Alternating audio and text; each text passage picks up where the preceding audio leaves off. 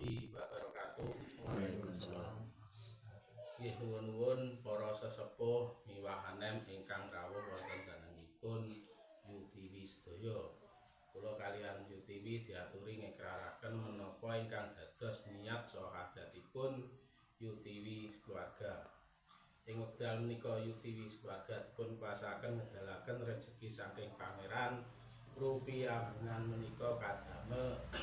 sedekah krana Allah Ta'ala lan nyedakahi anggenipun Menteri jiwa raganipun UTV anggenipun nandhang sakit sageta saras lan slamet wilujeng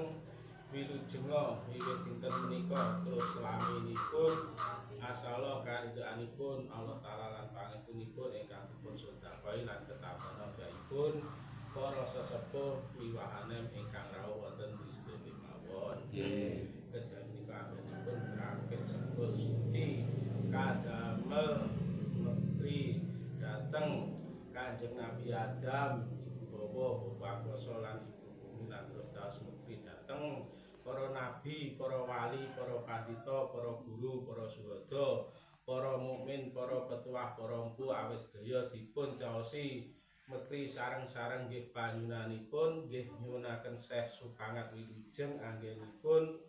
UTV Menteri jiwa raganipun ingkang nandhang sakit nggih sageta saras lan slamet wilujenga wiwit dinten menika terus laminipun asala karidhaanipun Allah Ta'ala lan ketambahanipun para sesepuh miwahanem ingkang rawuh wonten Kristus kemawon. Lan terus caos menteri dateng tiyang sepuhipun Bapak Rino Ibu Wengi ingkang maringi wekdal dinten kelawan dalu lan terus caos menteri dateng cikal bakal lan akal bakal cikal bakal dusun Darungan lan Banjar pekananipun UTV lan terus caos menteri dateng lan merdeni dateng dinten 7 pekenan gangsal sasi 12 tahun 8 widu sekawan wuku 3 doso lan merdeni dateng dinten kala dina kala sasi naga taun jabung wuku lan sacariting dalan lan merdeni dateng dinten ringkel jalma ringkel aryang kala kubur dinten uwas lan sangaring taun lan dinten tali wangke sampar wangke sari agung kala dite dendan mudan sengkang turunan ingkang dipun lenggahaken wonten dinten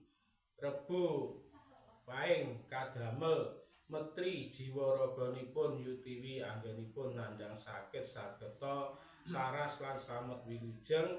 wilujenga wiwit dinten menika terus laminipun asala karidhaanipun Allah Ta'ala lan ketambahanipun para sesepuh miwahanem ingkang rawuh wonten Kristus kemawon.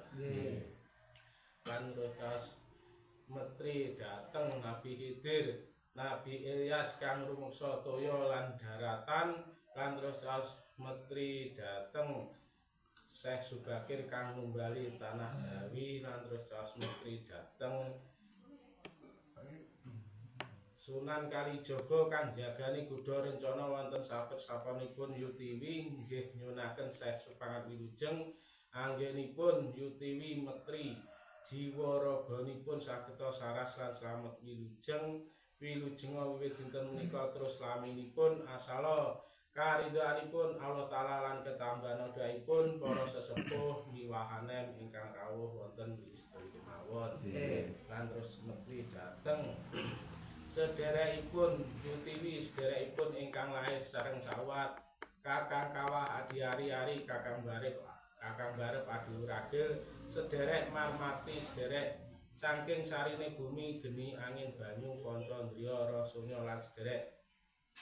ingkang tebih ingkang celak-celak tanpa singgulan tebih tanpa wangenan sederek kembar olaharane tapa sajroning rasa alwamah jabane rasa alwamah amarah lan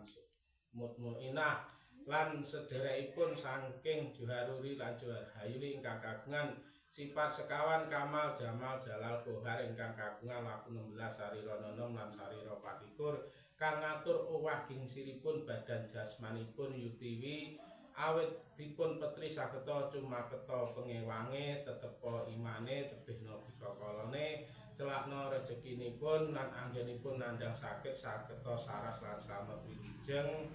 lan sageta dijangkunga serintene lan sedalune mumpun diwahi pun diperjangi sageta slamet wilujeng wit dinten menika terus laminipun asala karidhoanipun Allah taala lan pangestinipun sederekipun lan ketambahan adaipun para sesepuh miwahanem ingkang rawuh wonten mriki sedaya kemawon. Kejawi menika anggenipun ngrakit bujang kuat anggenipun UTV nyesep wonten dusun Darungan lan swita dhateng guru nabine sageta kuat slamet wilujeng wit dinten menika terus laminipun asala karidhoanipun Allah taala lan ketambahan adaipun para sesepuh miwahanem ingkang rawuh wonten mriki sedaya kemawon. Kejawi menika anggenipun ngrakit benang sengkala kadamel nulak kala bika kalanipun UTV lan kala bika kalanipun UTV keluarga sengkala ingkang sampun tumawah dadosa kawilujengan kang dereng tinulak maring Allah kantuna slamet rahayu wilujeng wit dinten menika terus laminipun asala karidhoanipun Allah taala lan ketambahan adaipun para sesepuh miwahanem ingkang rawuh wonten mriki sedaya kemawon. Kejawi menika anggenipun ngrakit bujang petri anggenipun metri jiwa raganipun UTV anggenipun nandhang sakit nggih sageta slamet wilujeng wit dinten menika terus laminipun asala karidhoanipun Allah taala lan ketambahan adaipun para sesepuh miwahanem ingkang rawuh wonten mriki sedaya kemawon. Kejawi menika anggenipun rakit jenang sepuh utawi jenang abrit kadamel milujengi Nini Asmara Bumi lan kaki Asmara Bumi bumi sela ingkang dipun ambah UTV bilih wonten kelepatanipun Gusti Allah maringi pangapura lan nini bumi kaki bumi bumi sela ingkang dipun trepi griya UTV sekeluarga bumi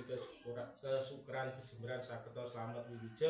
wilujenga sakjawine wangun wilujenga salebete wangun wilujenga saraja gadohanipun wilujenga sak tanja tanem tuwuhipun wilujenga saingon-ingonipun wilujenga wiwit dinten menika terus laminipun asala karidhoanipun Allah taala lan ketambahan adaipun para sesepuh miwahanem ingkang rawuh wonten sedaya kemawon.